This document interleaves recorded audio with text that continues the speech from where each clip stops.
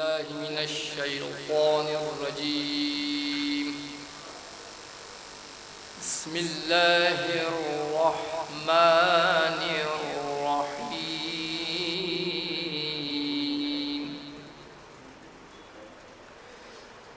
ويل للمطففين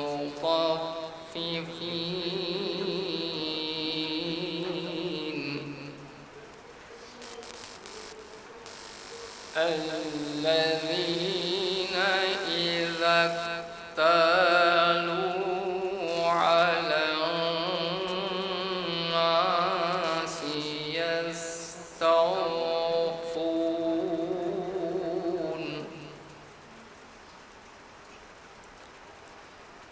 وإذا كالوهم أو وزنوهم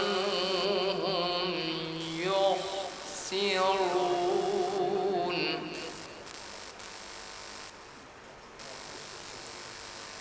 ألا يظن أولئك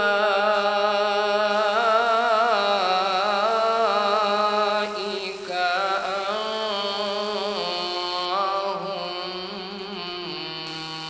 مبعوثون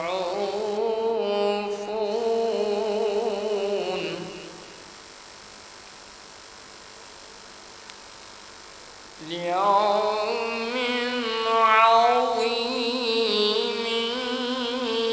يوم يقوم الناس لرب العالمين.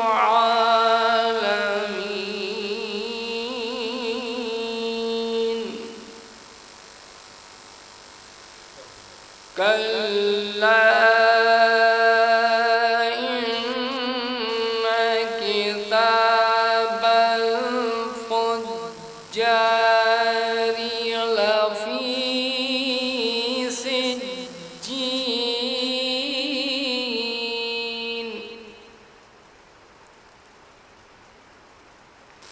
وما أدراك ما سجين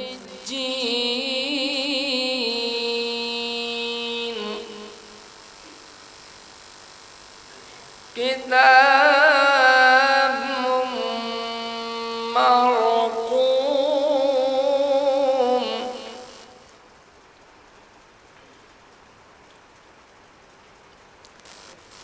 ويل يومئذ للمكذبين الذين يكذبون بيوم الدين.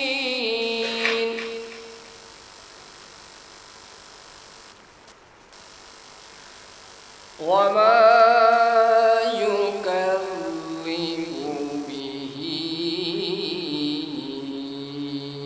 إلا كل معتد أثيم.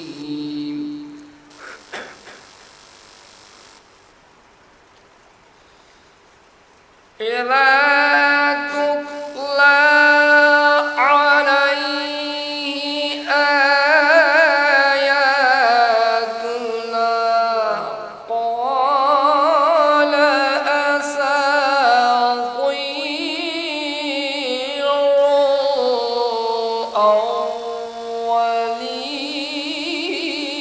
الأولين.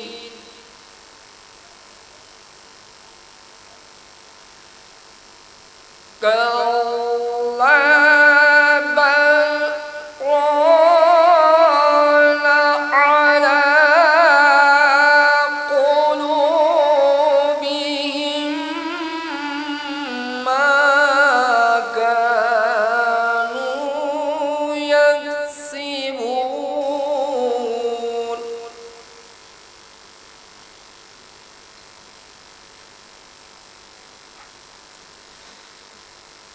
كلا إنهم عن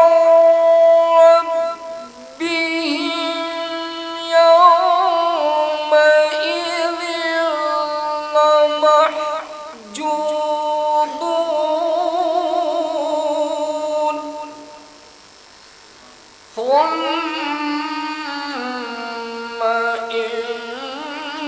إنهم لصالوا الجحيم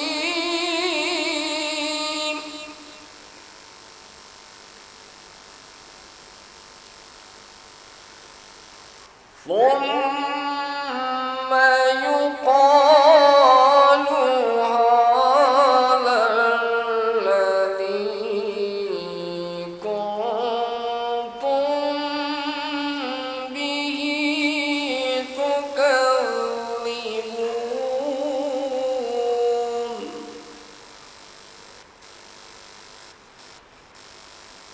كلا إن كتاب الأبرار لفي عليين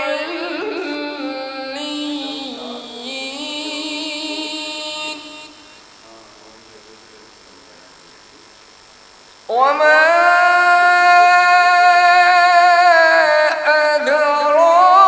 أدراك ما عليون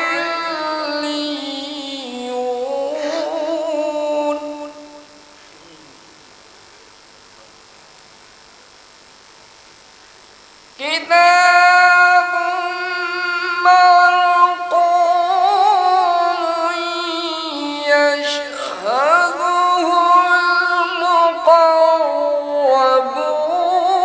المقربون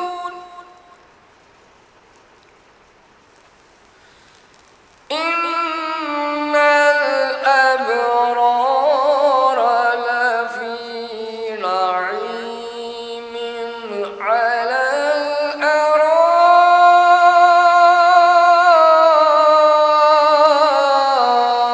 الأرائك ينظرون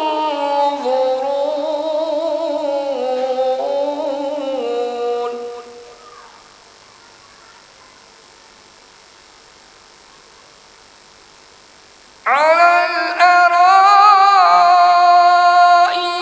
ينظرون تعرف في وجوههم نضرة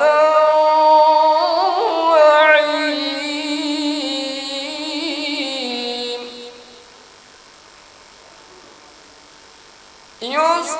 يسقون من رحيق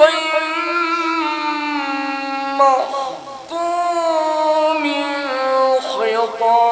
ختامه مسك وفي ذلك فليتنافس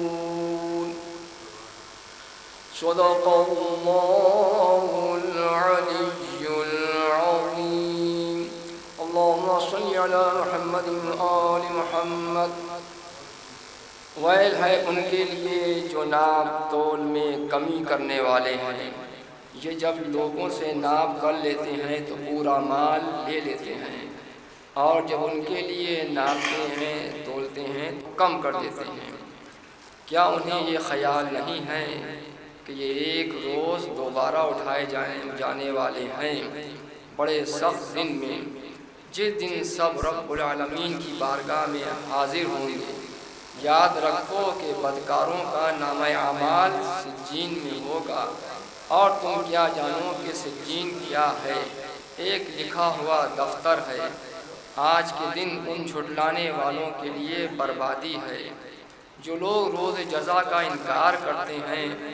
اور اس کا انکار صرف وہی کرتے ہیں جو حد سے گزر جانے والے گنہگار ہیں جب ان کے سامنے آیات کی تلاوت کی جاتی ہے تو کہتے ہیں کہ یہ تو پرانے افسانے ہیں نہیں بلکہ ان کے دلوں پر ان کے اعمال کا زنگ لگ گیا ہے یاد رکھو انہیں روز قیامت پروردگار کی رحمت سے محجوب کر دیا جائے گا پھر اس کے بعد یہ جہنم میں جھونکے جانے والے ہیں پھر ان سے کہا جائے گا کہ یہ وہی ہے جس کا تم انکار کر رہے تھے اللہم صلی علی محمد ابن علی مرتضی عباس میرا نام ہے، مشہور ہے شجرا میرا، عباس میرا نام ہے، جانے ابو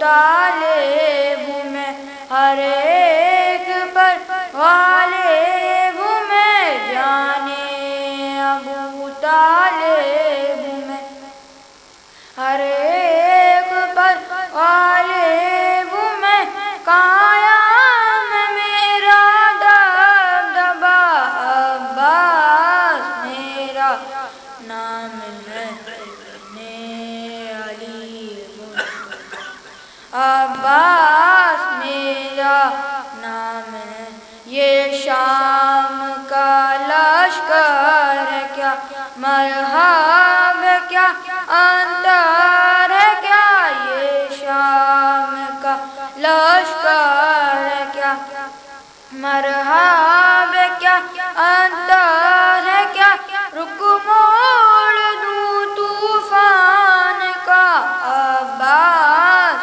میرا نام ہے، ابن علی مرتضیٰ، عباس میرا نام ہے، رکم گرگز آ جائے کہیں بڑھ کر پلٹ دوں یہ زمین، گرگز جائے کہیں بڑھ کر پلٹ دوں یہ زمین، لشکر سارا جانتا عباس میرا نام ہے، نعرے صلوات۔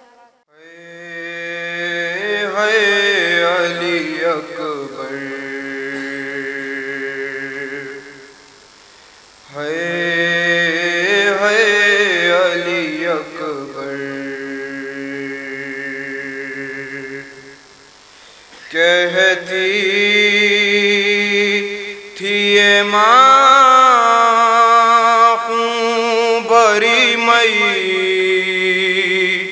یاد سے لپٹ کر، ہے علی اکبر،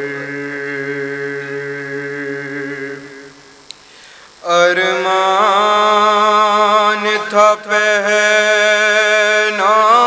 گی پوشاک شاہانی، افسوس کہ راس آئی نہ تجھ کو یہ جوانی، کیسا تھا مقدر، ہے علی اکبر، اتنا تو ذرا ٹھہرو تمہیں دولہا بنا لوں، پھر ایک جھلک سحر کی صغرا کو دکھا لوں، بے چین تھی خواہر، ہے علی اکبر، 18 برس پال کے پروان چڑھایا، وہ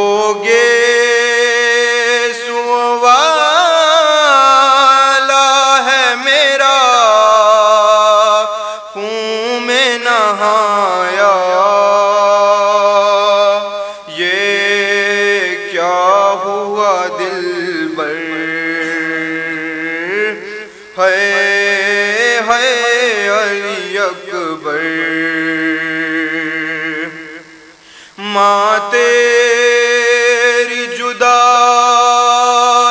میں بھلا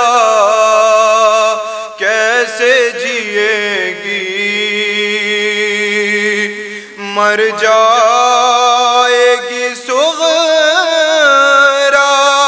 جو خبر تیری سنے گی، اب کیا کروں جی کر، ہے علی اکبر، تم ہچکیاں لے کے جو دم توڑ رہے ہو، موما سے ہمیشہ کے لیے موڑ رہے ہو، کیوں روٹھے ہو دلبر، آئے جو ہمیں لوٹنے خیمے میں ستمگر، ماں دے گی صدا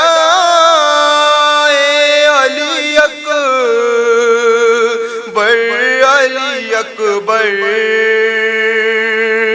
چھن جائے گی چادر، ہے علی اکبر۔ پانی مانگے نہ کوئی، پانی مانگے نہ کوئی، رو کے سکینہ بولی، پاس بابا کے میرے دوسرا عباس نہیں، پانی مانگے نہ کوئی، التجا ہے یہ میری، کوئی پیاسا نہ کرے، شکوہ تشنا لبی، پاس بابا کے میرے دوسرا عباس نہیں، پانی مانگے نہ کوئی، میرے بابا سے انہیں دور ہٹا دو بچوں، خالق کو کہیں جا کے چھپا دو بچوں، دیکھ کر خشک انہیں ہونا محسوس کہیں اپنے بھائی کی کمی، پاس بابا کے میرے دوسرا عباس نہیں، پانی مانگے نہ کوئی، کاش پانی کے لیے ان سے نہ کہتی آ کر، کیا خبر تھی کہ نہیں آئیں گے ہم جا کر، ارے شرم آتی ہے مجھے دیکھ کے ٹوٹی کمر، جان نکلتی ہے میری، پاس بابا کے میرے دوسرا عباس نہیں، پانی مانگے نہ کوئی، رو کے سکینہ بولی، پانی مانگے نہ کوئی، ارے مجھ کو احساس نہ ہو اپنے چچا کے غم کا، اس لیے روتے نہیں سامنے میرے بابا، جانتی ہوں میں مگر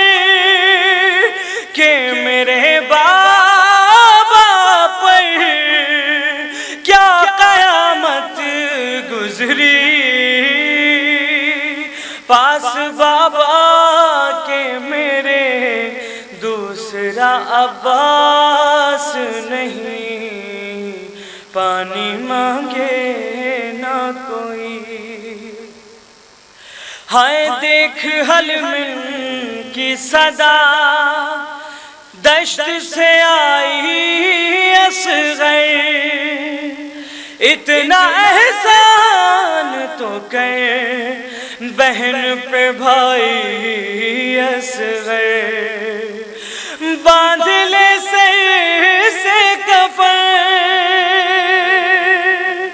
ارے باندھ لے سر سے کفن، اب ضرورت ہے تیری، پاس بابا کے میرے دوسرا عباس نہیں، پانی مانگے نہ کوئی۔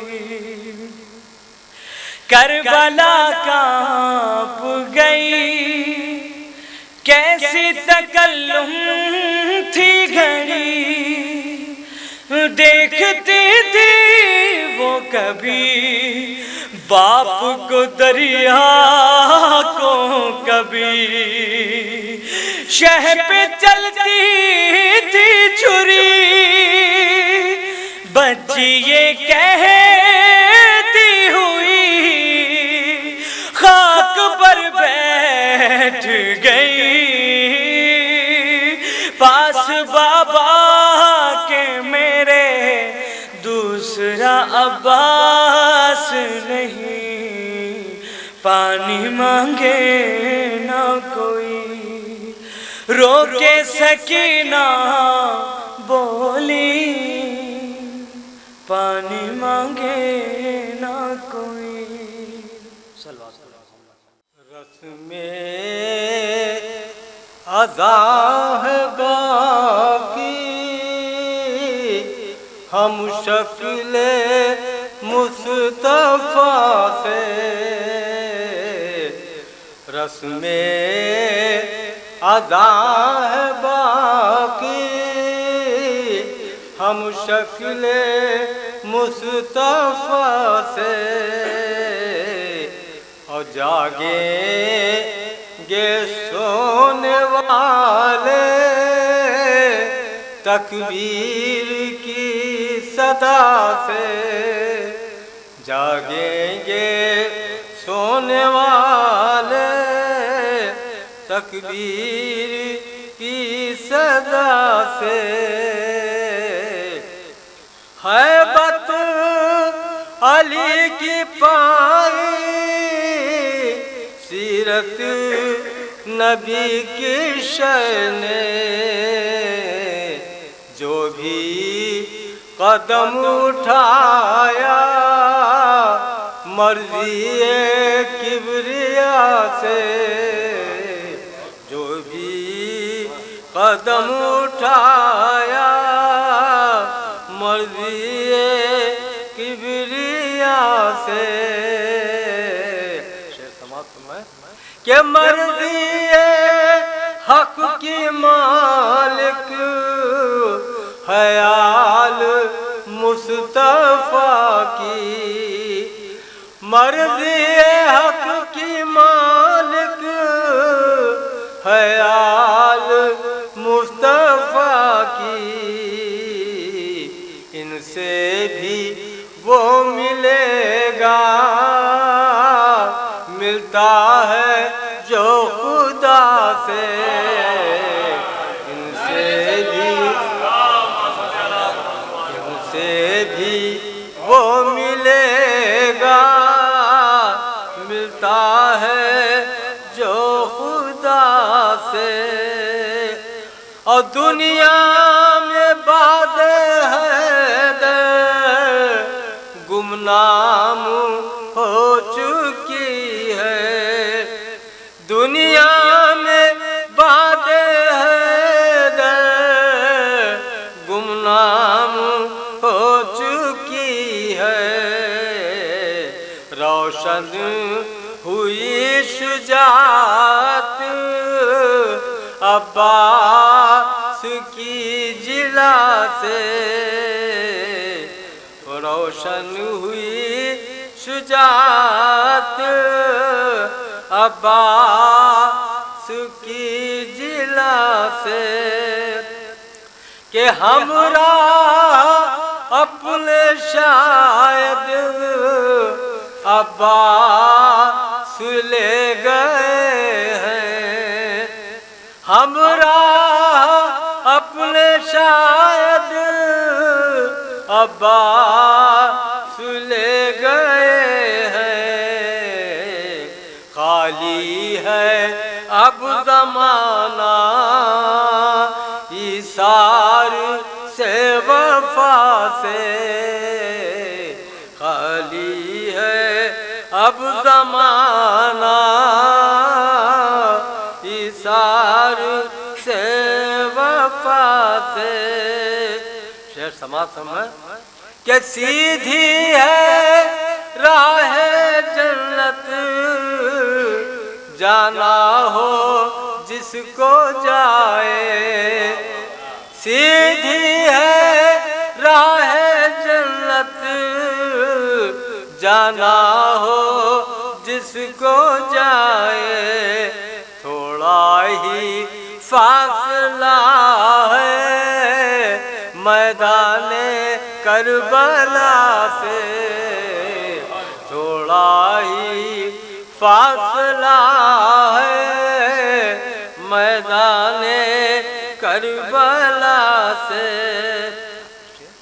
कि अहले हरम का क्या क्या जुल्मो सितम हुए हैं, ज़ैनब से पूछिए या बीमारे करबला से, ज़ैनब से पूछिए या बीमारे करबला से। कि सोए हैं जो मुसलमान उनको जगा दो अज़हर, सोए हैं जो मुसलमान उनको जगा दो अज़हर। इस्लाम की बका है मज़लूम करबला से, इस्लाम की बका है मज़लूम करबला। अब्बास की निगाह में क्या फौज शाम है, अब्बास मुर्तज़ा की तमन्ना का नाम है। 12 इमाम मज़हब इस्लाम के हुए, ये मज़हब वफ़ा का अकेला इमाम है। अब्बास मुर्तज़ा का अजब इंतखाब है। अब्बास ही वफ़ा का महकता गुलाब है और डूबे न जो कभी ये वही आफताब है। अब्बास ही सरापा अली का शबाब है। बेकसी बेचारगी में भी विला से काम लो, ऐ अज़ादारो हुसैन इब्ने अली का नाम लो। गश हुई जाती हैं वो अकबर को मरता देखकर, गश हुई जाती हैं वो अकबर को मरता देखकर। उठो ऐ ज़ैनब ज़रा लैला का बाजू थाम लो। हुर ने बेटे से कहा शब्बीर पे होके निसार, हौज़ कौसर पर अली मुर्तज़ा से जाम लो। और जिंदगी की राह में या आखिरत की राह में जब कभी ठोकर लगे मौला अली का नाम लो। क्यों सफ़र ऊंचे मकामात पे करता पानी, अगर गहराई न होती तो न भरता पानी। डूबते वक्त अली को तो पुकारा होता, इतना ऊंचा न किसी सर से जो होता पानी। और चांद हाशिम का जरा सा जो इशारा करता, फिर तो तपते हुए सूरज से बरसता पानी। और दबदबा देखिए साहिल पे कदम रखते ही थम गया है बते अब्बास से बहता पानी। दबदबा देखिए साहिल पे कदम रखते ही थम गया है बते अब्बास से बहता पानी। कि हू बहु सिबते नबी हैं अहमद मुख्तार से, खुद मिलाकर देख लो किरदार को किरदार से। आए हैं तन्हा तेरे दरबार में फिर भी यजीद, تجھ میں دم ہو لے لے بے عقاب بیمار سے آئے ہیں تنہا تیرے دربار میں پھر بھی عزیز تجھ میں دم ہو لے لے بے عقاب بیمار سے اور بوکھلاہٹ سے تیری یہ صاف ظاہر ہو گیا تیری نیندیں اڑ گئی زنجیر کی چھنکار سے بس مقطع پیش کرنے جا رہے ہیں کہ الفت عیسیٰ کا جذبہ اظہر ایسا نہیں ہو واقعہ پیش نظر ہے ہی سمیت اموات سے خود ملا کر دیکھ لو کردار کو کردار سے بس اب آخری کلام 4 مصرے تو آپ کی سماعتوں کو بس خطابت کے حوالے کرنے جا رہا ہوں کہ بس حسین کے غم میں یہ بات ملتی ہے بس حسین کے غم میں یہ بات ملتی ہے ہر ایک آنسو کے بدلے نجات ملتی ہے گلے کٹا کے بھی زندہ ہیں کربلا والے نہ ایسی موت نہ ایسی حیات گلے کٹا کے بھی زندہ ہیں کربلا نہ ایسی موت نہ ایسی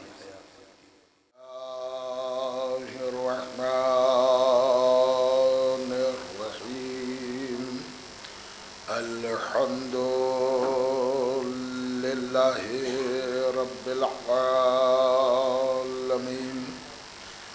والصلاة والسلام على اشرف الانبیاء والمرسلین وخاتم النبیین وطہ ویاسین ومولانا ومولا الثقلین امام الحرمین صاحب کعبہ قوسین جد الحسن والحسین ابی القاسم محمد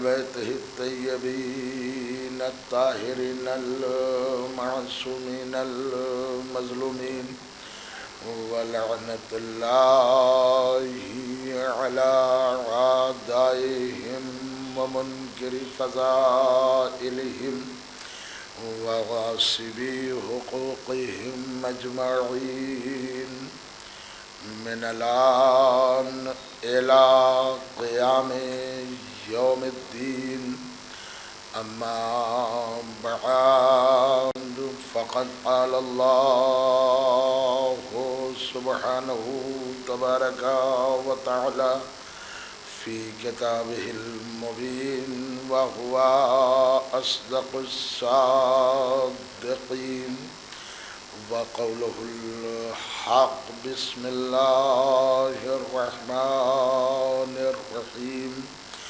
اِنَّا هَدَيْنَاهُ السَّبِيلَ إِمَّا شَاكِرًا وَإِمَّا كَفُورًا صلوات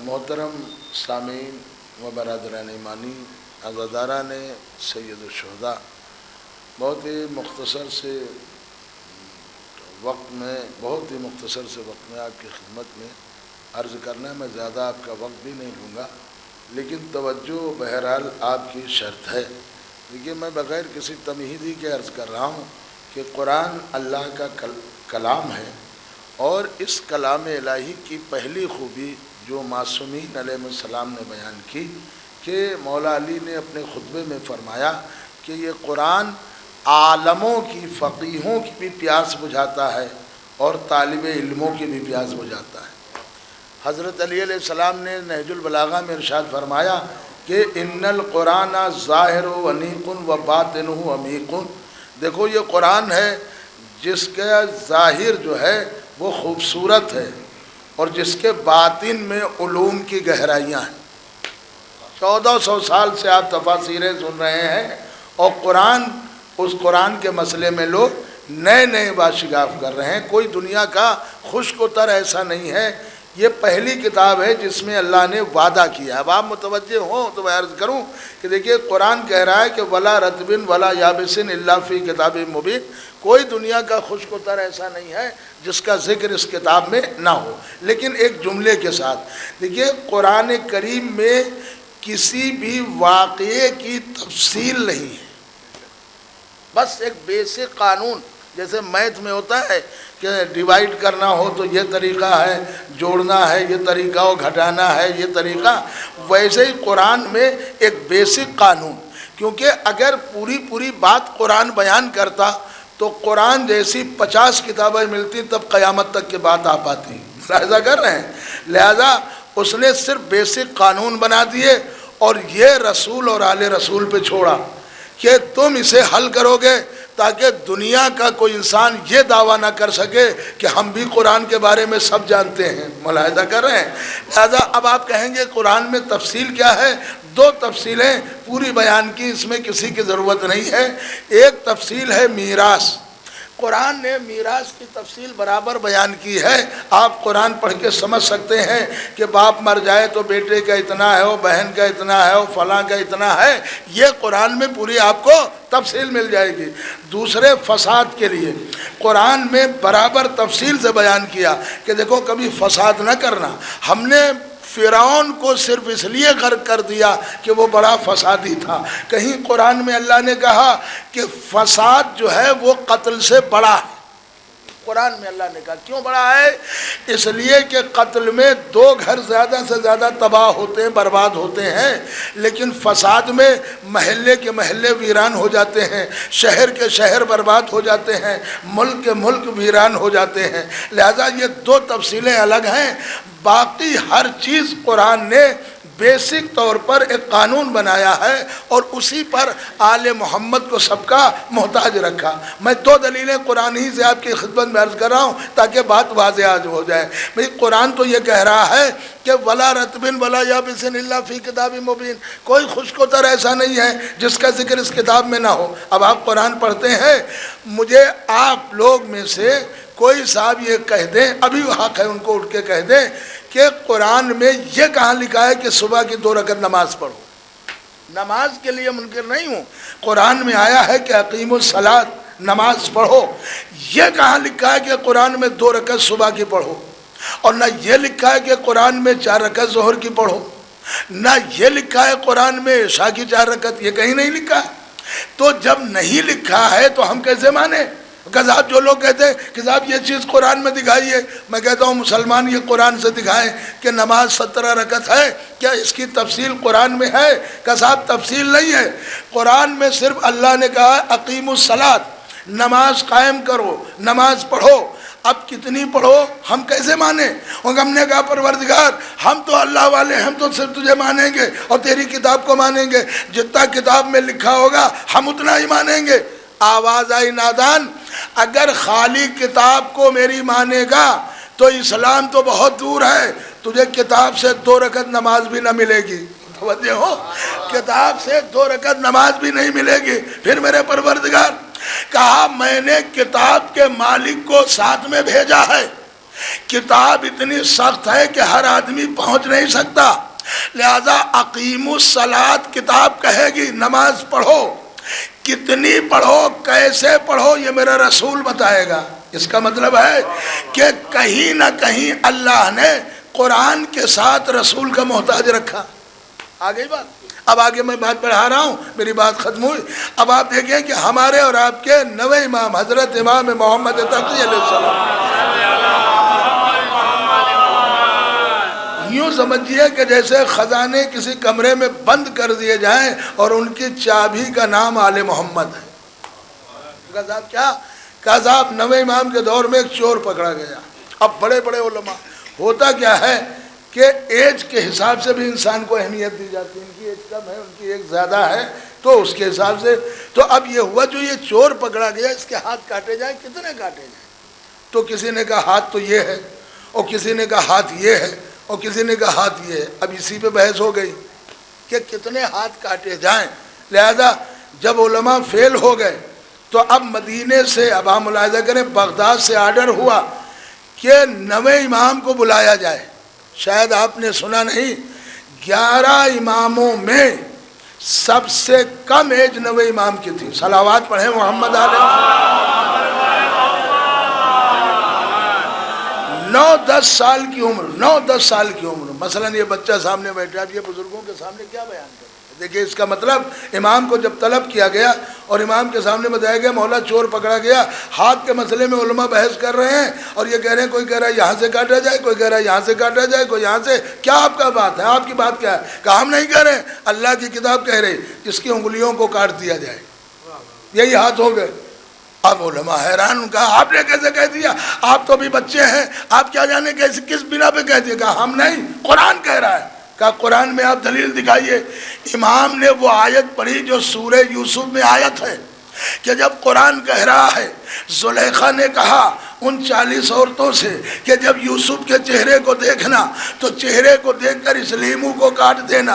अब कुरान कह रहा है हर औरत ने यूसुफ के चेहरे को देखा, अब वो देखती रही और इधर से उंगलियां चलती रही, लीमू कटता रहा, लीमू के साथ उंगलियां भी कटती रही, किसी औरत को खबर नहीं हुई। पहला जुमला तो मैं ये अर्ज कर दूं, तो ये खबर हुई क्यों नहीं?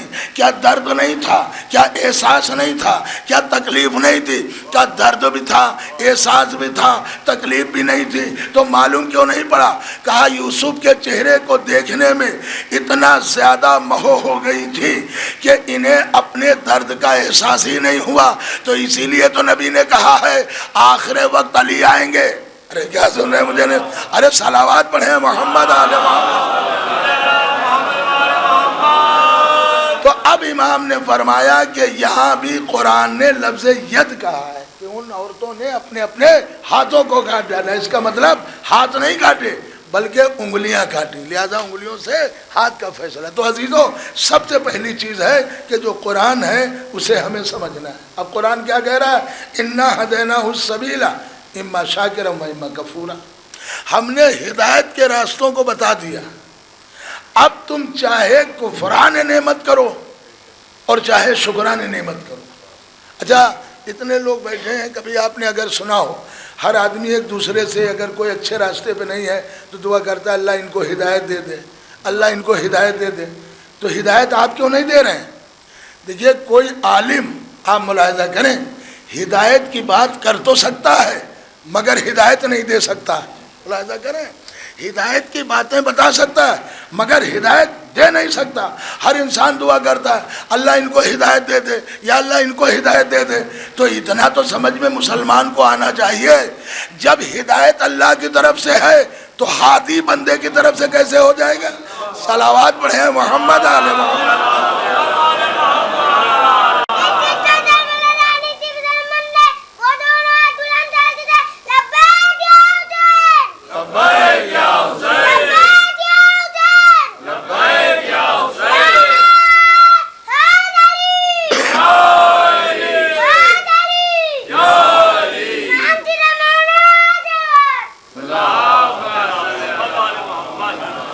इसका मतलब अगर हिदायत अल्लाह की तरफ से है तो हादी भी अल्लाह ही की तरफ से होना चाहिए, ये बंदे की तरफ से नहीं हो सकती है। अच्छा देखिए, अपनी कौम के एक बहुत बड़े आलिम दीन मौलवी इंतज़ार हुसैन साहब क़िबला अमरूह, उन्होंने अपनी किताब सुतून सदाकत में तहरीर फरमाया है कि हिदायत करने वाली 3 चीज़ें हैं। सिर्फ अल्लाह ने जो भेजी है वो हिदायत करने वाली 3 चीज़ें हैं और इन्हीं 3 चीज़ों से इंसान हिदायत हासिल करेगा, हर मुसलमान हिदायत हासिल करेगा। उन्होंने लिखा कि हिदायत करने वाली वो जो 3 चीज़ें हैं, नंबर 1 हमारा रसूल, ये हिदायत करेगा। नंबर 2 कुरान, ये हिदायत करेगा। नंबर 3 काबा, ये हिदायत करेगा। बा मुतवज्जे हो, देखिए हिदायत जो हिदायत करने वाली है वो 3 चीज़ें हैं। एक रसूल हिदायत करेंगे, एक काबा हिदायत करेगा, एक कुरान हिदायत करेगा। अब उन्होंने लिखा अब जो हादी होगा, मुतवज्जे होकर सुने, अब जो हादी बनकर आएगा उसका रिश्ता इन तीनों से होना भी चाहिए। کون ہے تینوں چیزیں ہدایت کے لیے؟ رسول ہدایت کے لیے، قرآن ہدایت کے لیے، کعبہ ہدایت کے لیے۔ تو اب جو ہادی بن کر آئے اس کا رشتہ بھی ان تینوں سے ضرور ہونا چاہیے۔ اسی لیے اللہ نے علی کو کعبے میں پیدا کر کے بتایا کہ یہ ہادی ہے، نبی کے ہاتھوں پر لا کے بتایا کہ یہ ہادی ہے، ہاتھوں پر قرآن پڑھ کے بتایا کہ یہ ہادی ہے۔ صلوات پڑھیں محمد علیہ محمد، ایک بآواز بلند صلوات پڑھیں محمد۔ یہ قرآن جو ہے یہ ہدایت کرنے والا ہے، یہ کعبہ یہ ہدایت کرنے والا ہے، یہ رسول یہ ہدایت کرنے والا ہے۔ اچھا دیکھیے، اب آپ منزل تک آ گئے تو میں ایک جملہ فضائل کے طور پہ عرض کر رہا ہوں، حالانکہ وہاں آپ جائیے گا نہیں۔ اسلام میں بہت سی چیزیں ہدایت کے لیے، جن کا ذکر میں نے 3 جو کیا کہ کعبہ یہ لائق ہدایت ہے، مگر کعبے میں بلایا تو نہیں گیا سب کو۔ کعبے میں اللہ نے ان کو بلایا ہے کہ جو مالدار ہیں، قرآن کہہ رہا ہے۔ غریبوں کو اللہ نے بلایا نہیں ہے، مالداروں کو بلایا ہے۔ آپ قرآن پڑھ لیجئے، من استطاع، جس کے پاس استطاعت ہو وہ میرے گھر کا حج کرنے آئے۔ اچھا، حج کا بھی سسٹم ایسا ہے کہ کوئی حج کر کے آیا اور بچے بھوکے رہ رہے ہیں تب بھی نہیں صحیح، اتنا مال ہو کہ اس کے بچے بھی فاقے سے نہ رہیں۔ بازی تو یاد رکھیے گا، یہ کعبے میں ہدایت کے لیے ہی تو بلایا جا رہا ہے، مگر غریبوں کو نہیں۔ یا اللہ غریبوں کو ہر مذہب میں ہر چیز میں غریبوں کو بھی رکھا، مالداروں کو۔ نماز غریبوں پہ بھی واجب ہے، مالداروں پہ بھی۔ روزہ غریبوں پہ بھی واجب ہے، مالداروں پہ بھی واجب ہے۔ جتنے مسائل غریبوں کے لیے وہی مسائل امیروں کے لیے۔ لیکن یہ حج مالداروں کے لیے کیوں ہے، غریبوں کے لیے کیوں نہیں ہے؟ کیا تمہیں معلوم نہیں ہے؟ حج کے بڑے کانسیپٹ ہیں، بہت سی چیزیں ہیں حج کی۔ ان میں نمبر 1، حج میں مالداروں کو اس لیے بلایا گیا ہے تاکہ ان کے غرور کو چکنا چور کیا جائے۔ آپ ملاحظہ کر رہے ہیں؟ لہذا اگر مالدار اپنی جگہ صحیح ہو گئے تو غریب تو اپنے آپ صحیح ہو جائیں گے۔ تو اب یہ پوری دنیا سے کس کو بلایا گیا؟ کہ جو مالدار ہوں، غریب نہ ہوں۔ اب یہ مالداروں کو بلایا گیا، متوجہ ہو کر سنیں گے۔ قرآن پڑھ لیجئے، میں پوری ذمہ داری سے، ہمارے ایک استاد محترم تھے ڈاکٹر وارث حسن صاحب، مرحوم ہو گئے، صلوات پڑھیں محمد علیہ محمد۔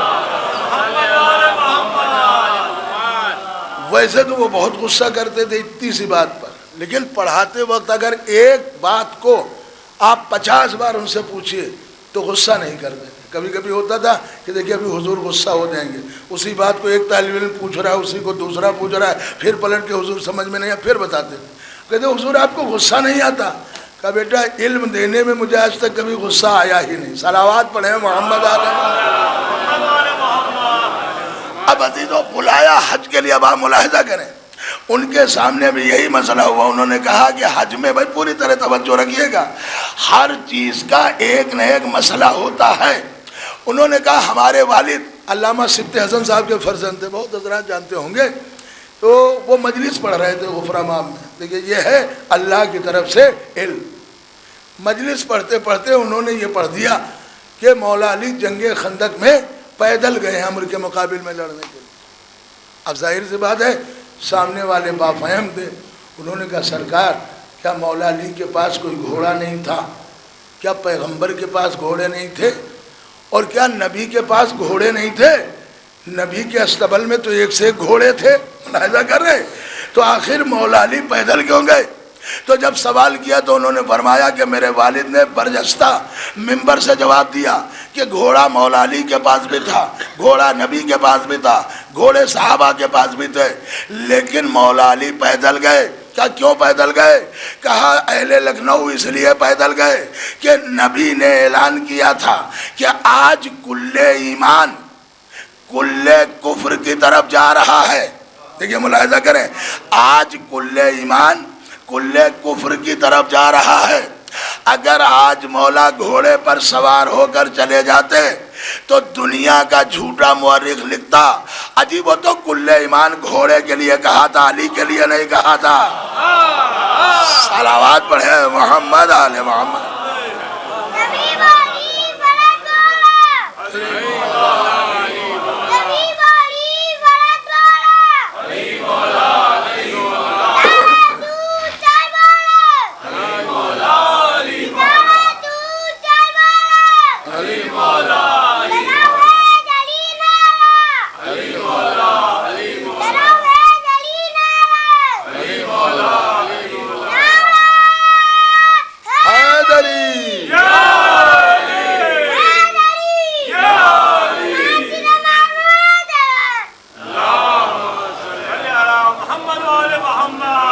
عزیزوں، میں نے عرض کیا کہ جن کو اللہ نے ہادی بنایا ہے وہ کسی کا مذہب جبرن تبدیل نہیں کر سکتے.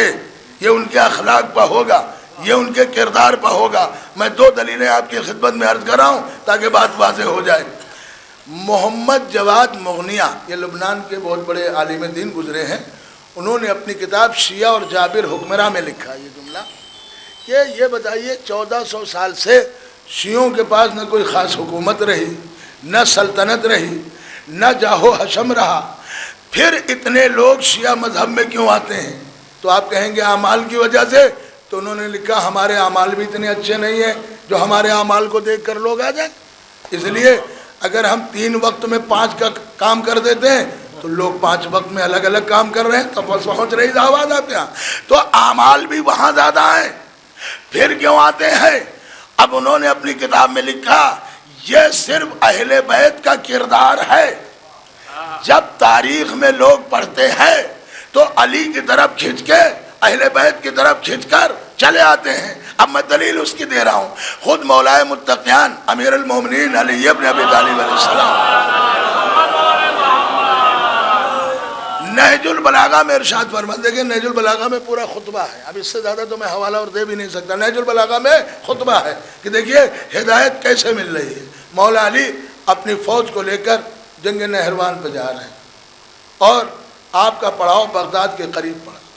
اس وقت یہ شہر نہیں تھا، بغداد اس وقت شہر نہیں تھا، لیکن مولا علی نے وارننگ دی، پیشین گوئی کی کہ ایک دن یہاں شہر بسے گا جہاں پر ظالم و جابر حاکم ہوں گے.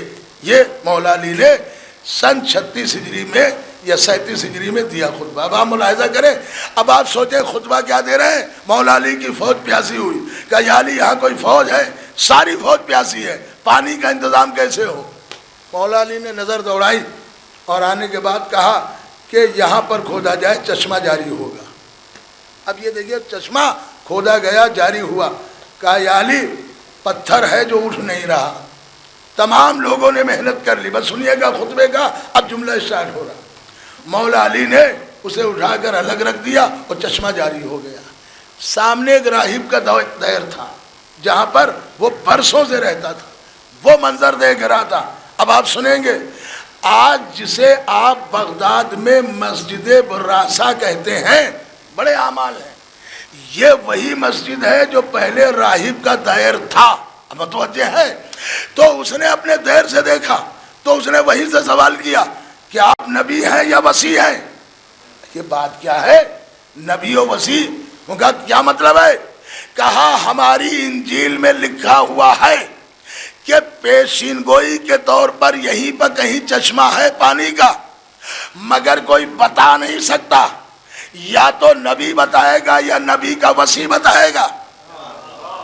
لہذا میں نے پوچھا آپ سے کہ آپ نبی ہیں یا وسیع؟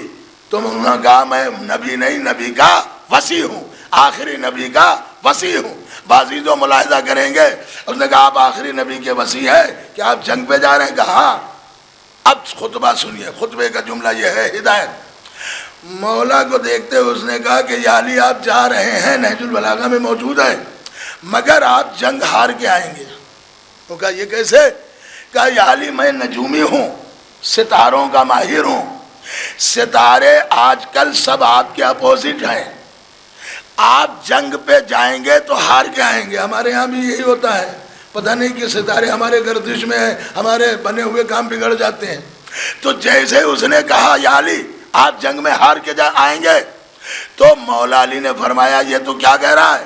کہا مولا میں نہیں کہہ رہا ہوں، میرا علم کہہ رہا ہے، ستاروں کو دیکھ کر میں بتا دیتا ہوں، اب اسے آپ کیا کہیے گا اور میں کہاں تک لے جانا چاہتا ہوں. کہا مولا آپ کے ستارے اپوزٹ جا رہے ہیں. تو مولا نے فرمایا ستارے ہمارے موافق ہی کب رہے ہیں؟ اب کیسے دہراؤں؟ اس لیے نبی نے ارشاد فرمایا تھا میرے صحابہ مثل ستاروں کے ہیں. اب تو آپ سمجھ میں رہے ہیں، میرے صحابہ مثل ستاروں کے ہیں. کہ مولا یہ ستارے سب آپ کے مخالف جا رہے، الٹی دشا میں جا رہے. تو مولا نے فرمایا ستارے ہمارے موافق ہی کب رہے؟ تو کہا کہ یا علی مگر آپ ہار کے آئیں گے. اچھا مولا اگر وہاں بیٹھ جاتے، مولا نے فرمایا بیٹھ جاتا تو دنیا میں قیامت تک یہی میسج جاتا کہ جب ستاروں کو دیکھ کر مولا علی بیٹھ گئے نہیں ستاروں کے، لہذا ستاروں کو ماننا ضروری ہے. مولا علی نے کچھ نہیں کیا. اب آپ سنیں گے جملہ ملاحظہ کریں. جیسے کھڑے تھے مولا نے پیر بدلے اور کہا آپ دیکھ. اس نے کہا مولا ایک بھی نہے ستارہ نہیں ہے. آپ کہاں سن رہے ہیں مجھے نہیں معلوم. ایک بھی نہے ستارہ نہیں ہے. کہا ابھی تو کہہ رہا تھا سارے نہے ستارے ہیں، آپ کے اپوزٹ ہیں، الٹی دشا میں جا رہے، آپ جنگ ہار کے آئیں گے. کیا نہیں مولا اب تو ستارے یہ بتا رہے ہیں آپ جنگ جیت کے آئیں گے. پھر قدم بدلا. اب کیا ہے؟ کہا مولا پھر آپ کے ستارے سب مخالف ہو گئے. کہا مولا پھر ستارے آپ کے موافق ہو گئے. کہا اے راہب پہلے اوپر دیکھتا تھا، نیچے دیکھ، پہلے پھر اوپر دیکھ. مولا نے قدم بدلے، ستاروں نے چال بدلی، پھر قدم بدلے، ستاروں نے چال بدلی. کہ مولا موافق ہو گئے، مولا مخالف ہو گئے. تو مولا نے بھی مسکرا کے بتایا کہ اے راہب اب تجھے ستاروں کو ماننے سے کیا فائدہ؟ ارے علی کے قدموں کو چوم لے، ستارے تیرے کہنے میں آ جائیں گے.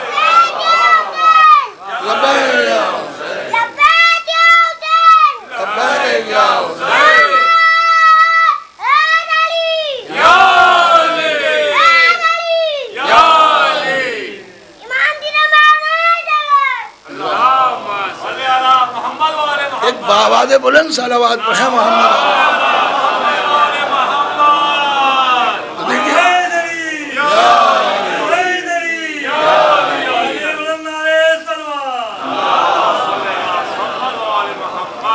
اب آپ کو میں یہاں تک لے کر آ گیا کہ دیکھیے ان کا کام ہے، ان کا عمل ہے کہ کس کو کیسے ہدایت دینا ہے. اب اس نے کہا یا علی مجھے اپنے دین کا کلمہ پڑھائیے.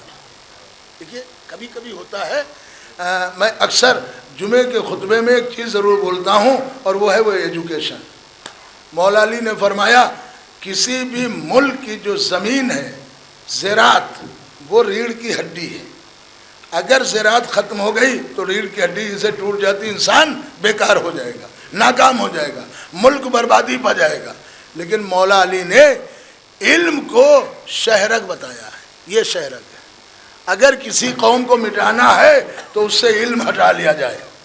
اگر علم ختم ہو گیا تو وہ شخص بھی ختم ہو جائے گا، وہ قوم بھی ختم ہو جائے گی. دیکھیے میں آپ کو کہاں تک پہنچانا چاہتا ہوں کہ مولا علی نے اپنے دور میں ہدایت کیسے دی. بس 2 جملے ملاحظہ کریں تاکہ بات پوری طرح واضح ہو جائے. کیسے ہدایت دی؟ اب یہیں پہ آپ رکیے گا کہ دیکھیے مولا علی کے ایک جملے سے اس نے کہا یا علی مجھے کلمہ پڑھوا دیجئے. نہ تلوار چلائی، نہ تیر چلایا، نہ کوئی گھڑکی دی، نہ پریشر ڈالا، بلکہ علی کے علم کی بنا پر ایک گمراہ شخص ہدایت پا گیا. اچھا پھر آپ کی خدمت میں عرض کروں آج علی کی پوزیشن کیا ہے اہل بیت کی. میں نے ڈاکٹر انیتا رائے کی کتاب پڑھی ہے. ایک ہندو عورت مائیگریٹ ہو کر لندن گئی. اس نے ایک کتاب شہزادی زینب پہ لکھی اور ایک کتاب اس نے مولا علی پہ لکھی. کتاب کا نام رکھا کہ پھر مجھے علی سے پیار ہو گیا. صلوات پڑھے محمد ایک باواز بلند صلوات پڑھے محمد. ارے جعفری صاحب آپ لوگ اندر تشریف لے آئے، بہت جگہ. ایک باواز بلند صلوات پڑھے محمد آل محمد. ایک اور حیدری صلوات پڑھے محمد آل محمد.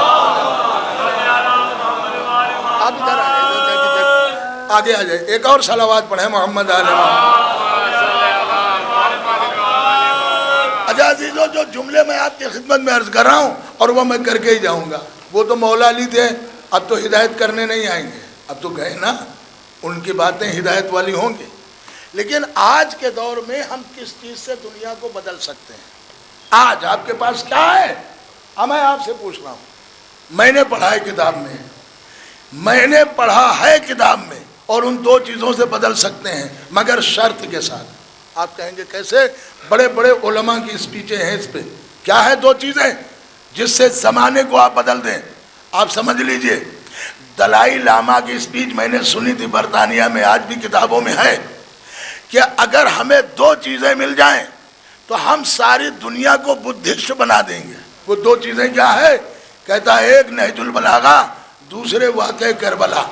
اب آپ ملاحظہ کر رہے ہیں، آپ نے کتنی نہج البلاغہ پڑھی مجھے نہیں معلوم، لیکن ایران کے ڈاکٹر علی شریعتی انہوں نے اپنی کتاب میں لکھا ہے کہ جس طرح میرے مولا علی مسلمانوں میں مظلوم بن کے رہے، اسی طرح نہج البلاغہ ہمارے شیعوں میں مظلوم ہے۔ آپ اندازہ کریں، یہ شکوہ ہے۔ آپ کہیں گے کیسے؟ مولا علی نے نہج البلاغہ میں مالک اشتر سے یہ شکوہ کیا ہے، آپ پڑھ لیجئے۔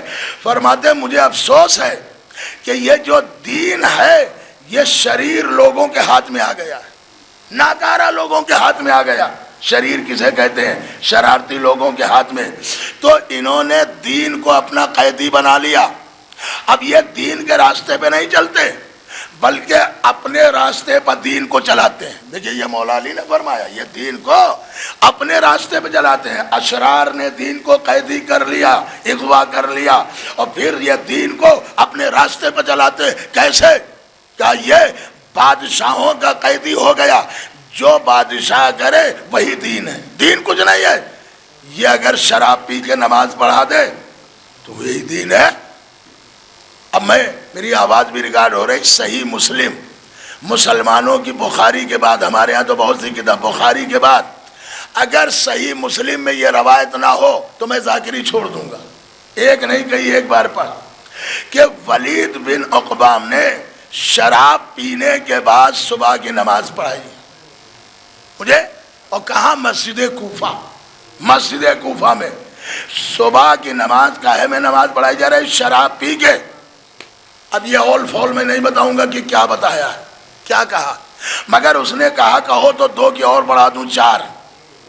مجھے اس پہ حیرت نہیں جو آپ اس طرح سن رہے ہیں، ذرا دل پہ ہاتھ رکھیے، ذرا سوچئے کہ یہ شرابی تھا، مجھے اس سے کوئی مسئلہ نہیں ہے، ہو سکتا ہے کہ شرابی خاندانی ہو، کہاں سن رہے ہیں مجھے نہیں معلوم ہے، یہ اپنے اس کی خاندانی بات ہو کہ جسے پانی کی طرح استعمال کیا جا رہا ہو، مگر یہ نمازی کیسے تھے جو ایک شرابی کے پیچھے نماز پڑھنے پہ آمادہ ہو گئے؟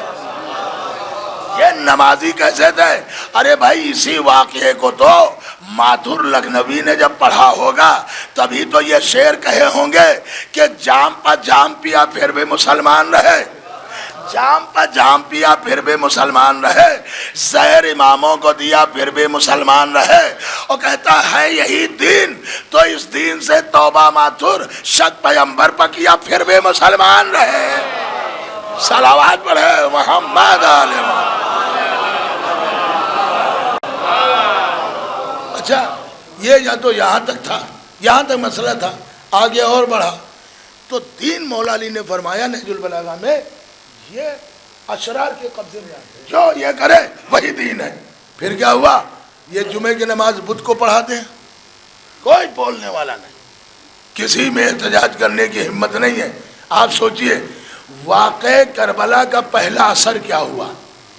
پہلا اثر یہ ہوا، معاف کریے گا ہمارے جملے غلط نہ لے جائیے گا، الگ نہ لے جائیے گا، جمعہ حسین کی قربانی کا پہلا اثر کہ نمازیں اپنے وقت کی پابند ہو گئی۔ کیا سن رہے مجھے نہیں معلوم، ورنہ نمازیں اپنے وقت کی پابند نہیں تھی۔ ارے آگے اور زمانہ چلتا، یہ صبح سو کر سورج نکلنے کے بعد نماز پڑھاتے، لوگوں کو پڑھنا پڑتا۔ جمعے کی نماز بدھ کو ہو رہی ہے، نماز حالت شراب میں ہو رہی ہے، کوئی بولنے والا نہیں۔ حسین کی قربانی کا پہلا اثر، عالم ہو، عالم ہو، متقی ہو، پرہیزگار ہو، اور اعلان کرا کے دیکھ لیجئے اخبارات میں کہ موقع محل اچھا نہیں ہے اور 11 بجے کے بعد حالات اچھے نہیں رہیں گے، آج 10:30 بجے جمعے کی نماز ہوگی۔ ایک آدمی اگر نماز پڑھ لے غلامی لکھا لوں۔ یہ حسین کی قربانی کا پہلا مسئلہ، بات ہے کہ نتیجہ جو میں عرض کر رہا ہوں، دو طاقتیں آپ کو بھی اہل بیت نے دی، آپ سے بھی پوچھا جائے گا، یہ خالی ان سے نہیں جو پڑھتے ہیں، آپ سے کیا ہے 2 طاقت؟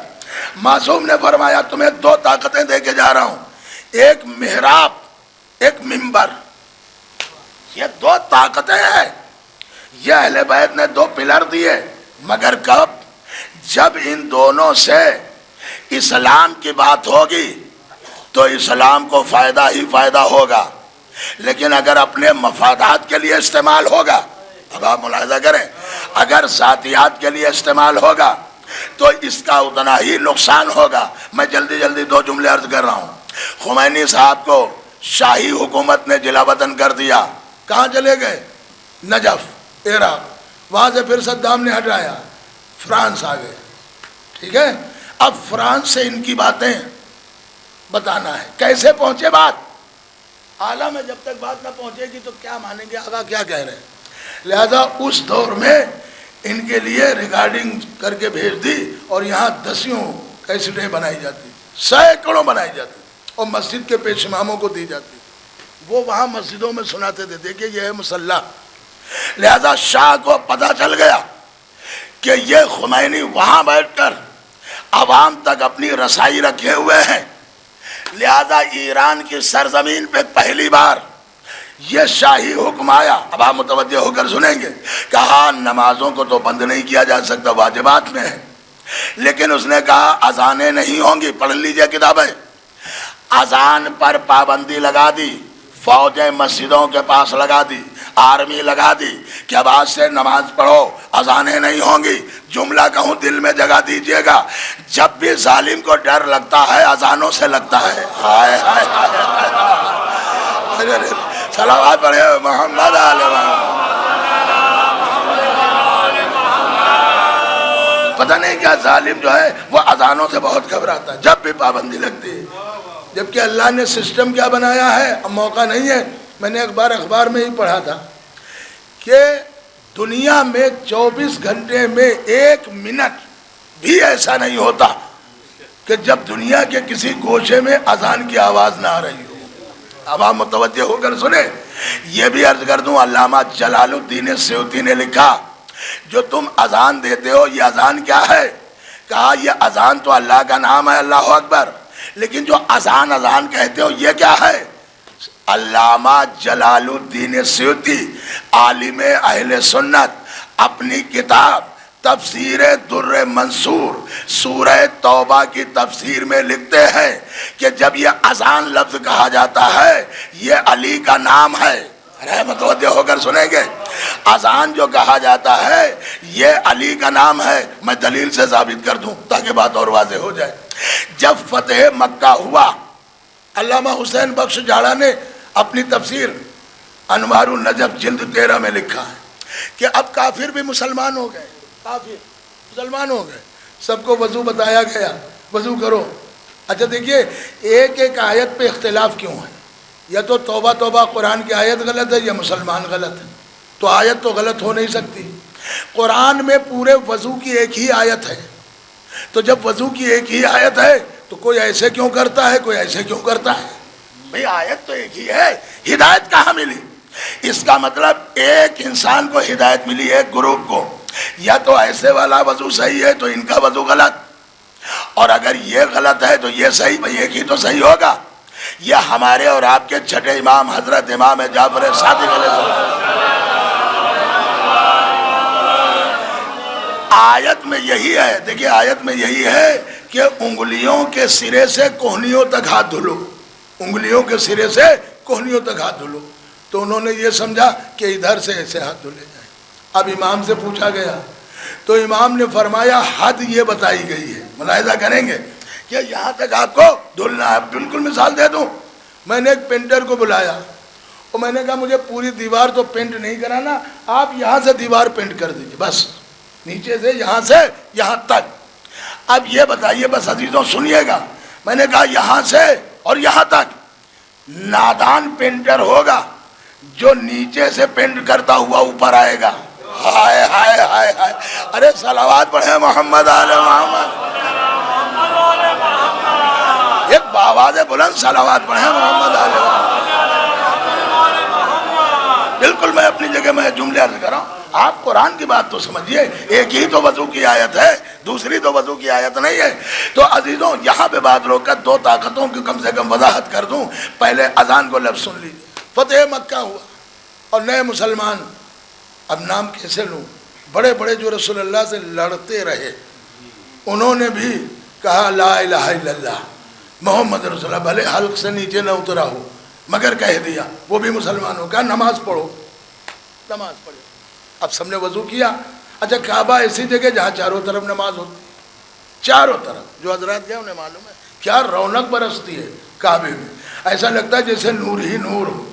آپ سوچئے جب کعبے میں اتنا نور ہے تو پیدا ہونے والے میں کتنا نور ہوگا. اچھا دیکھیے ہم تو اس پہ عاجز ہے کہ آپ ایک راستے پہ آئیے, مثال ہوتی ہے اونٹ ایک بھل بیٹھے تو پتہ چلے. آپ کتنی آوازیں آتی ہے کہ رسول اللہ خاکی تھے, کتنی آوازیں آتی ہیں کہ رسول اللہ نوری تھے. پہلے آپ یہی طے کر لیجئے کہ رسول اللہ نوری تھے یا خاکی تھے. بھئی ایک بات ہے, یا تو خاک سے پیدا ہوئے یا تو نور سے پیدا ہوئے, یہی طے کر لیجئے. اچھا دیکھیے ہم اور آپ خاکی انسان ہیں. ہمارے ہاں بہت سے دوست ایسے ہیں جن کو میں 10 سال 20 سال سے جانتا ہوں. تو اگر میں مر جاؤں تو میری جائیداد ان دوستوں کو ملے گی یا میری اولاد کو ملے گی؟ ہو گیا صاحب, اولاد کو ملے گی. اور میں نے کہا یہ 20 سال کے دوست, کہا 100 سال کے دوست ہو تو کیا ہوا. بھئی میراث خاکی انسان کی اسی کی اولاد لے گی. تو بھئی اب آپ سوچ سمجھ کے رسول اللہ کو کہیے کیا کہہ رہے ہیں. یا تو کہو رسول اللہ خاکی تھے یا تو کہو رسول اللہ نوری تھے. تو جواب ہمارا بھی سن لو. اگر رسول اللہ کو خاکی مانتے ہو تو فدق فاطمہ کو دے دو. ارے کیا سنے, اگر رسول اللہ کو خاکی مانتے ہو تو فدق فاطمہ کو دے دو, اور اگر رسول اللہ کو نوری مانتے ہو تو خلافت علی کو دے دو. صلوات پڑھے محمد آل محمد. کہاں استعمال ہو رہا. بازیز و بد یہی دو طاقتیں, اللہ کرے مجھے اتنا وقت بھی مل جائے کہ میں ان دو طاقتوں کے بارے میں. تو نبی نے فرمایا آج اذان ہوئے گی نہیں. بلال نے کہا سرکار کہوں, کہا نہیں زمین پہ نہیں ہوگی, آج کعبے کی چھت پہ ہوگی. کعبے کی چھت پہ. بلال چلے گئے, وہی تو مؤذن تھے. اچھا ان پہ بہتوں کو اعتراض تھا, یہ کالے تھے بالکل, حبش کے رہنے والے. وہ کہتے تھے حضور یہ کالے ہیں. کہا ہوا کرے, چہرے کے بناوٹ اللہ نہیں دیکھتا ہے, کردار دیکھتا ہے. ملاحظہ کریں اللہ کے ہاں کردار کی بات ہے. تو اب یہ کھڑے ہوئے تو کہا اب اذان کہیے. تو یہ بھی خود خاموش. کیوں؟ انہوں نے رسول اللہ نے کہا اذان کیوں نہیں دے رہے ہو. ہزاروں کا مجمع, جو کافر تھے اب وہ بھی مسلمان ہو گئے ہیں. مسلمان تو تھے ہی, اب یہ پہلی بار اذان سننے جا رہے ہیں اور پہلی بار نماز ہوگی ان کی خانہ کعبہ میں. مگر یہ ضرور ہے کہ کافر سے مسلمان ہوئے تو پہلی نماز انہوں نے کعبے میں پڑھی. اچھا تو آپ نبی نے کہا اذان کیوں نہیں دے رہے ہو؟ نبی کے مؤذن ہیں, امام حسین علیہ السلام کے مؤذن تھے, ہر امام کا مؤذن رہا. امام حسین علیہ السلام کے مؤذن کا نام حجاج بن مسروق تھا, وہی اذانیں دیا کرتے تھے. یہ نبی کے مؤذن ہے, کہا اذان کیوں نہیں دے رہے ہو؟ کہ سرکار آپ ہی نے فرمایا ہے جیسے اذان دینا مستحب ہے ویسے یہ بھی مستحب ہے کہ قبلے کی طرف رخ کر کے اذان دی جائے. یہ ہمارے ہاں بہت سی چیزیں ہیں مستحبات و مکروہات میں. کہا صاحب کیا کھانا آپ کسی بھی سمت کھا سکتے ہیں, لیکن معصوم نے فرمایا قبلے کی طرف رخ کر کے کھانا کھاؤ تو تمہارے کھانے میں برکت ہوگی. سونے میں آپ کسی طرف بھی سو سکتے ہیں, لیکن معصوم نے فرمایا جب تم سو تو تمہارے پیر قبلے کی طرف ہوں. اب دیکھیے ایک ہے شریعت اسلام اور ایک ہے عورتوں کی شریعت. اب سر ہمارے گھر میں بھی ٹوک دیا, ارے مولانا آپ قبلے کی طرف پیر کیے ہوئے. میں نے کہا بھائی اب آپ ملاحظہ کریں, اکثر لوگوں کو ذہن میں انسان جب مرنے لگتا ہے کیا کرتے ہیں, کہا صاحب قبلے کی طرف چہرہ کر دیجیے. تو جب چہرہ ہوا تو پیر بھی تو ہوں گے, پیر کہاں چلے جائیں گے؟ تو شریعت نے پیروں کو نہیں دیکھا ہے, چہرے کو دیکھا ہے. بھائی پوری طرح توجہ رکھیے گا. مولا یہ کیوں؟ کہ اس لیے میں کہہ رہا ہوں جب تم صبح سو کے اٹھو گے تو تمہارا چہرہ قبلے کی طرف ہو. ملاحظہ کریں, دعا کسی طرف بھی مانگ سکتے ہو, مگر معصوم نے کہا قبلہ رو ہو کے مانگو. تو اذان کسی طرف دی جا سکتی ہے مگر قبلہ کی طرف. تو اب ظاہر سی بات ہے نبی نے تو چھت پہ بھیج دیا, وہاں پہ قبلہ ہے ہی نہیں. اسی لیے معصوم نے فرمایا دنیا کی سب سے پاک زمین ہے مگر نماز نہیں ہو سکتی. مولا کہاں؟ کہا کعبے کی چھت پہ. ملاحظہ کیا آپ نے؟ تو اب اسی لیے بلال خاموش ہے کہ سرکار اذان کے لیے آپ کہہ رہے ہیں قبلہ رو ہو کے دیجئے، اب قبلے کے اوپر ہوں تو کیسے اذان دوں؟ یہ قبلہ کہاں ہے؟ تو نبی نے بلند ہو کر کہا کہ اے بلال ان ہزاروں کے مجمع متوجہ ہو، ان ہزاروں کے مجمع میں دیکھو علی کدھر کھڑے ہیں، ان ہزاروں کے مجمع میں دیکھو علی کدھر کھڑے ہیں، جدھر علی کھڑے ہو تم اپنا چہرہ علی کے چہرے کی طرف بذا دے دو، کیونکہ وہ بھی کعبہ ہے، یہ علی بھی کعبہ نظر آ رہا ہے۔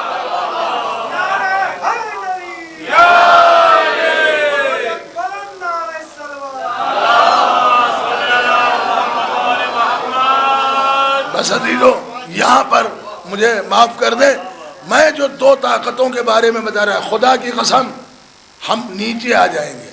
یہ ممبر اور محراب یہ اہل بیت کی طاقت کا نام ہے، یہ شیعت کی طاقت کا نام ہے، لیکن کب؟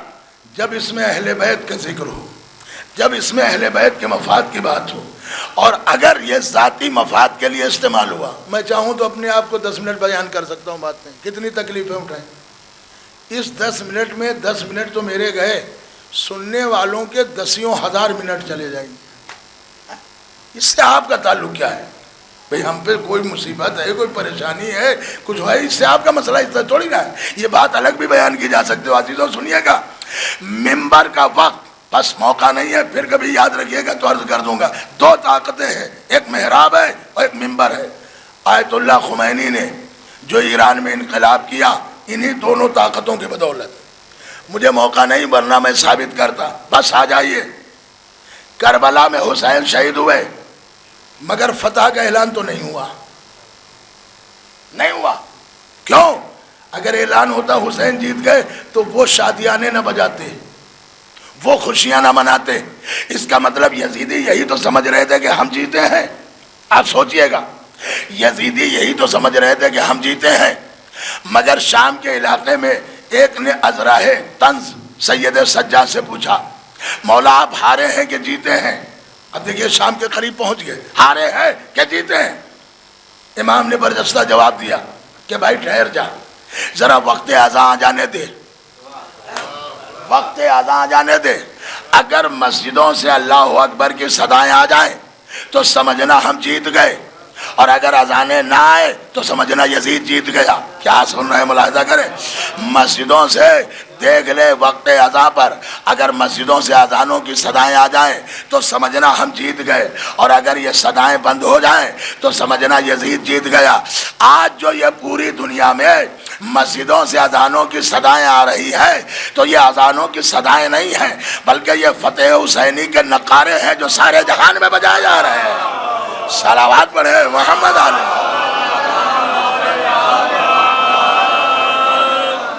یہ اذانیں ہیں کہ جو اس بات کی دلیل ہے کہ حسین کربلا میں جیت گئے۔ میں پھر دوسرا جملہ عرض کر رہا ہوں تاکہ بات واضح ہو جائے۔ ہدایت ملتی کیسے ہے؟ ہدایت چاہے زندگی بھر نہ ملے، اور اگر ہدایت ملنا ہوتی ہے تو ایک رات میں ہر کو ہدایت مل جاتی ہے۔ اور عزیزوں جب ہدایت مل جاتی ہے تو نجات تو اپنے آپ مل جائے گی۔ میں دلیل دے رہا ہوں۔ ایک ایران کے آیت اللہ نے خطبات لکھے، حالانکہ بہت کم خطبات پہ بیان ہوتا ہے۔ ہم نے اب کی محرم کے عشرے میں موضوع ہی خطبات رکھا، اہل بیت اور ان کے خطبات، تاکہ کربلا کے وہ خطبات کم سے کم روزانہ ایک تو بیان کر سکوں۔ اگر کہا جائے کہ مولا حسین کا پہلا خطبہ کون ہے، دوسرا خطبہ اور تیسرا خطبہ اور چوتھا، بڑے خطبات ہیں، ان پہ بھی پڑھنا چاہیے۔ یہ اہل بیت کے خطبے وہ ہیں جو ہماری زندگی کو بدل سکتے ہیں، ہماری زندگی کو۔ بس آپ سنیے گا، دو لوگ امام حسین کی بول، اس کا ترجمہ ذیشان حیدر جوادی صاحب مرحوم نے کیا ہے کتاب کا، انہوں نے خطبات جو لکھے اس میں انہوں نے لکھا دو لوگ امام حسین کی فوج میں، انصار میں، اولاد میں نہیں، رشتہ دار میں نہیں، دو لوگ، ایک بریر، جناب بریر اور ایک جناب حر، فوج یزید کو اس طرح کاٹ رہے تھے جیسے کتاب کے جملے ہیں کہ کوئی مولی اور گاجر کو کاٹتا ہے، یوں آیا یوں مارا۔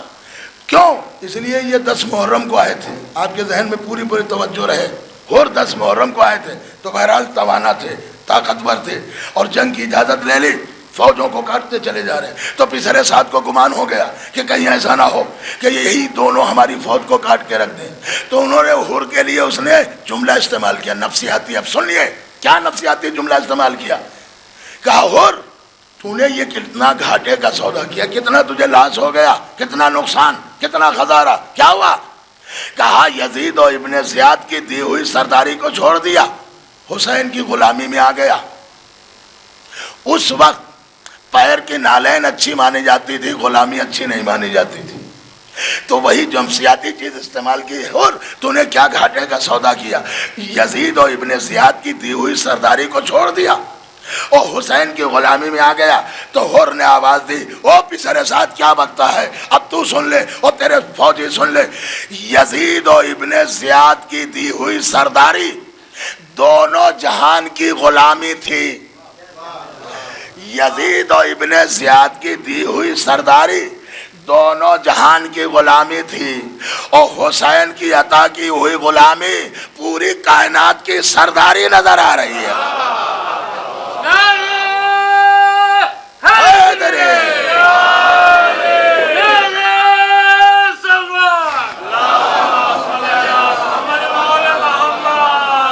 بس عزیزو وقت اجازت نہیں دے رہا ہے.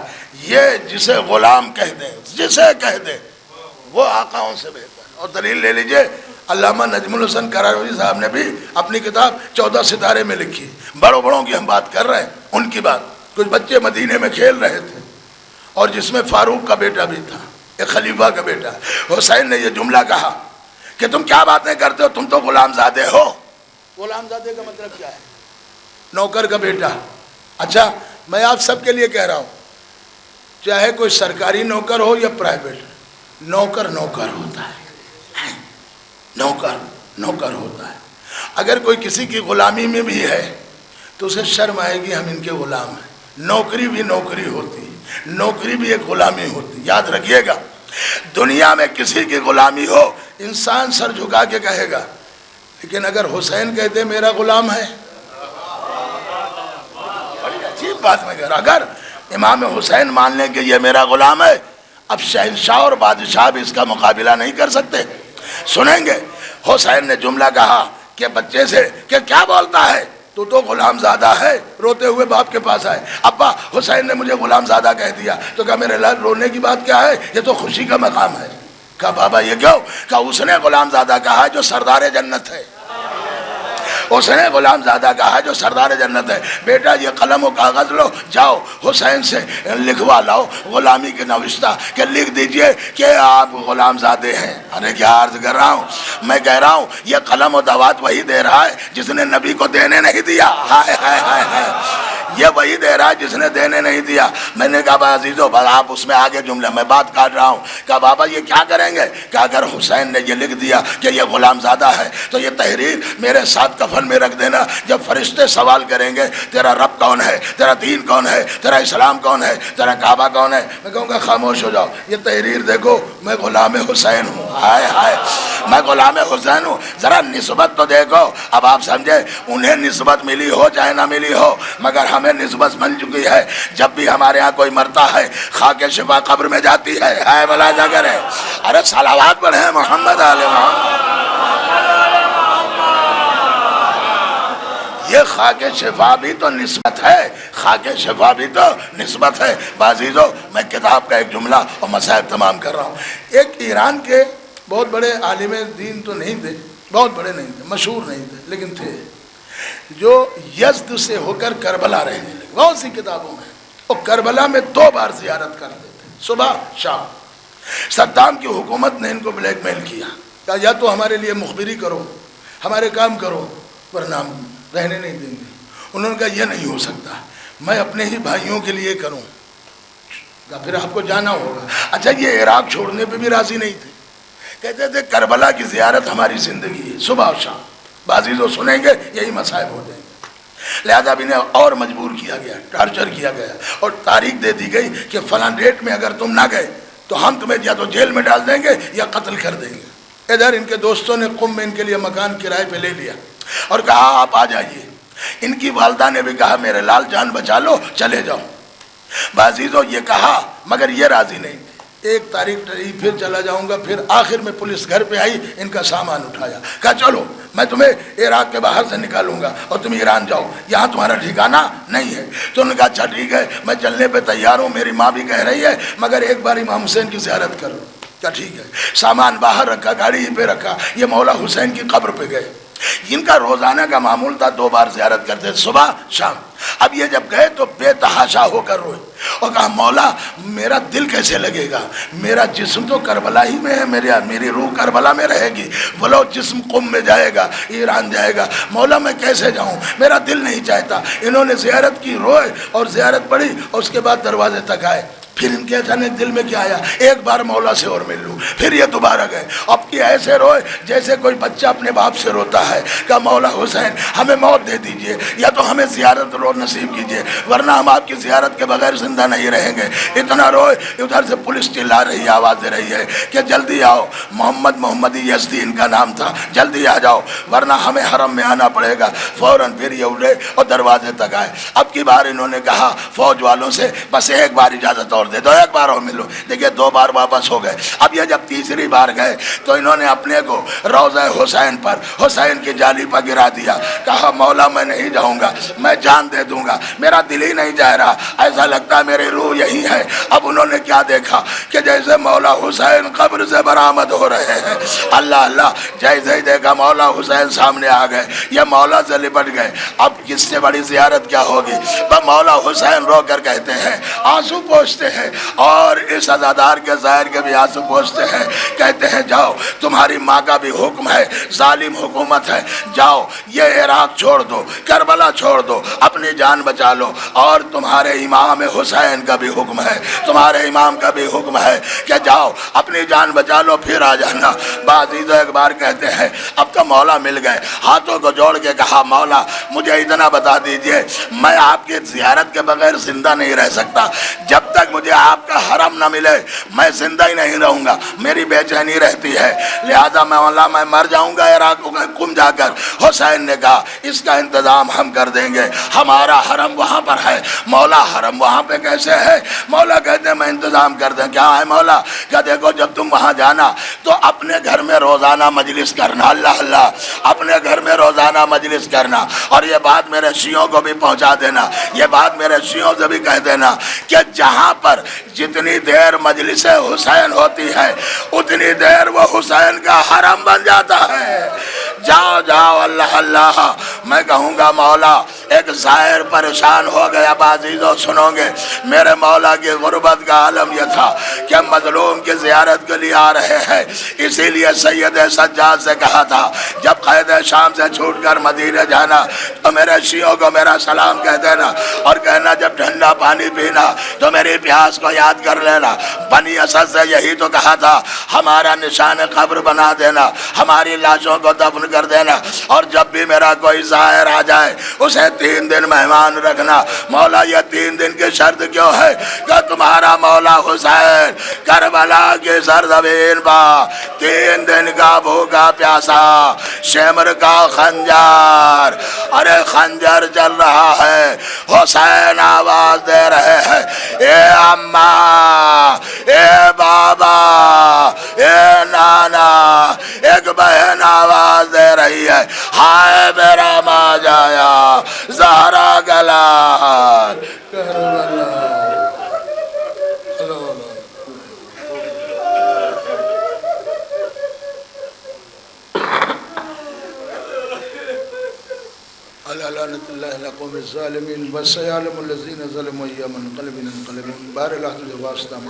मोहम्मद का हमारे इस मुख्तसर से इबादत को कबूल फरमा।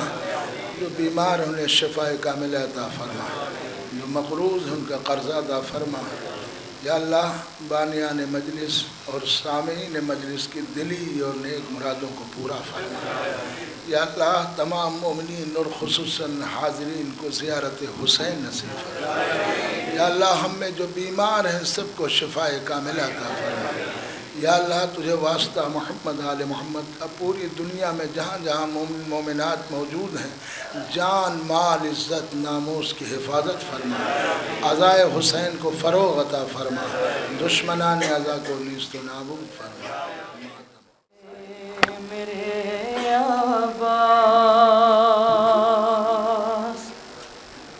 ہائے میرے عباس، ہائے میرے عباس،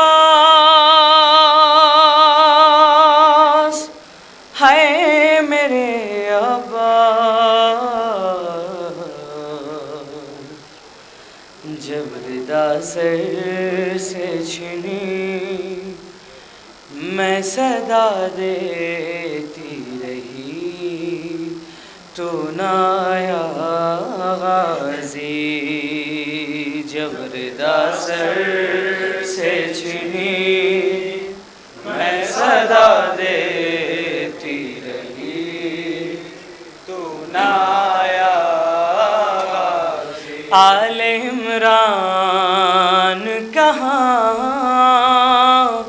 اور زندان کہاں، لے بہن قید ہوئی، تو نہ آیا غازی، جب ردا سے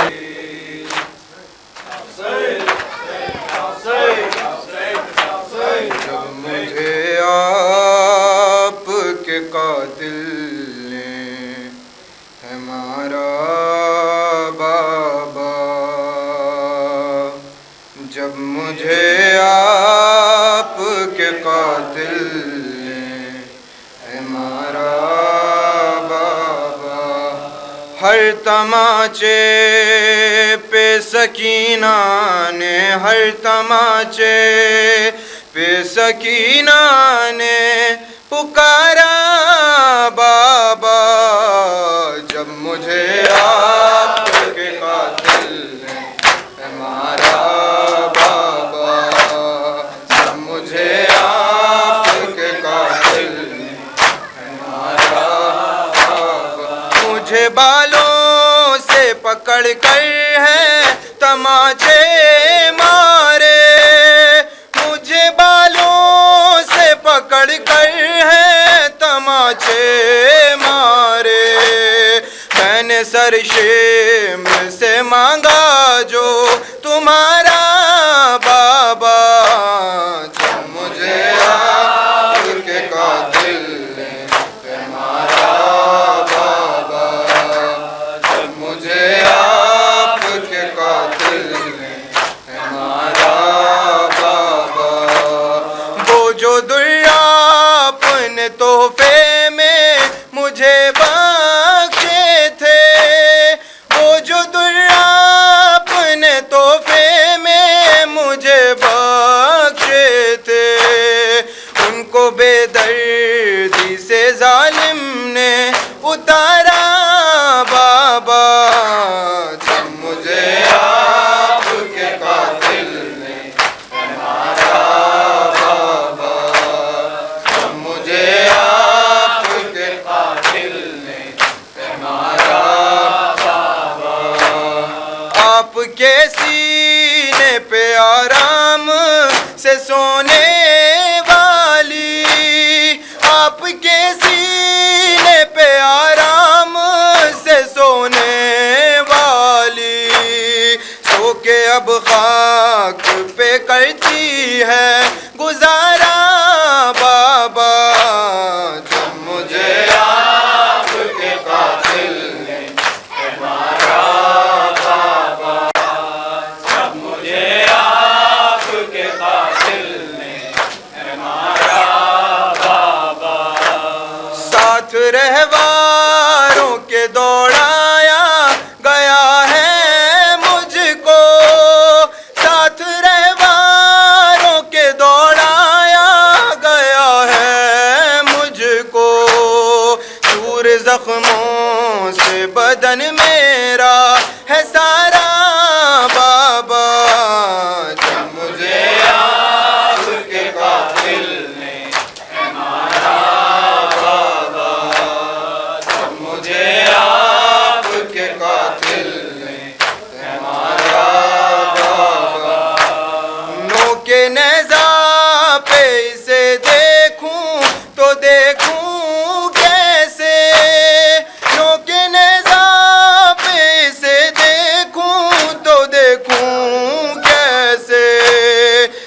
اصغر تھا مجھے جہاں سے